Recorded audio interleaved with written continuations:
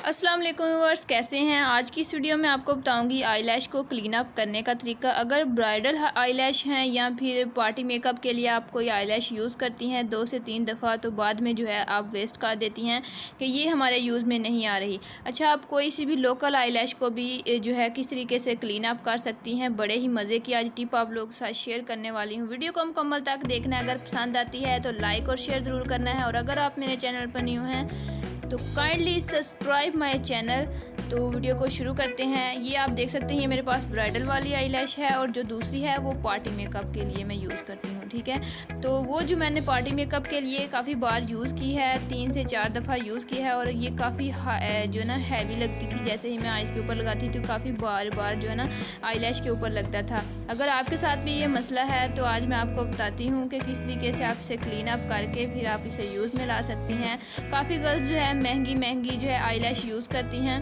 तो ये मेरे पास शैम्पू है बायो आंवला की शैम्पू। इसकी ओरिजिनल और फेक के बारे में मैंने मुकम्मल डिटेल रिव्यू अपने चैनल पर वीडियो अपलोड की हुई है। तो अगर आप देखना चाहते हैं तो Minahil beauty original and fake bio आंवला लिखेंगे तो वीडियो आपके सामने आ जाएगी। आपके पास जो कोई भी शैम्पू है, हर्बल शैम्पू है, जो कोई भी शैम्पू है, आपने उसे यूज़ में ले आना है। ये आप देख सकते हैं, मैंने इतनी सी शैम्पू ली है और दोनों आईलैश को मैंने हथेली पर रखा है। इतना सा मैंने पानी लिया है और इसको अच्छे से जो है रब करना है। रब इस तरीके से करना है कि लैश के जो ऊपर वाली ग्लू है ना वो अच्छे से उतर जाए। तो अगर आप इसे छोटे से बोल में डाल देंगी थोड़ी सी शैम्पू और थोड़ा सा पानी, यानी कि इन्हें डिप करके रख देंगी 5-10 मिनट के लिए, और बाद में ये वाले मसाज करेंगी, इस तरीके से रब करेंगी, तो फिर तो बड़े कमाल का जो है आपको रिज़ल्ट मिलेगा, जल्दी से वॉश हो जाएंगी। लेकिन अगर आप इस तरीके से भी करना चाहें तो कर सकती हैं। वैसे वो वाला मेथड आसान है जो मैंने आप लोगों के साथ शेयर किया। ये देखिए कितना गंद जो है निकला है इसके अंदर से, और अभी भी ये जो अच्छे से क्लीन अप नहीं हुई।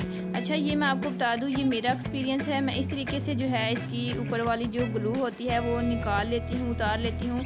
और अगर आप फर्स्ट टाइम करने वाले हैं तो आप दूसरे तरीके से कीजिएगा। ये आप देख सकते हैं किस तरीके से ये क्लीन अप हो चुकी है। तो ये आप देख सकते हैं दोनों में रिज़ल्ट। एक जो है मैंने क्लीन अप कर ली है, तो एक लाइक तो ज़रूर कर दें, एक लाइक तो बनता है इतनी ज़्यादा मेहनत के लिए।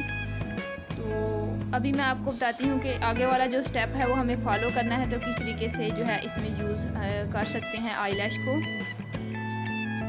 करना कुछ यूँ है कि ये आप देख सकते हैं इस तरीके से आपको जो आईलैश की डिबिया होती है, जो कागज़ होता है ना, ये आपको संभाल के रखना है, यानी कि इसमें आईलैश आपकी सेव रह सकती है।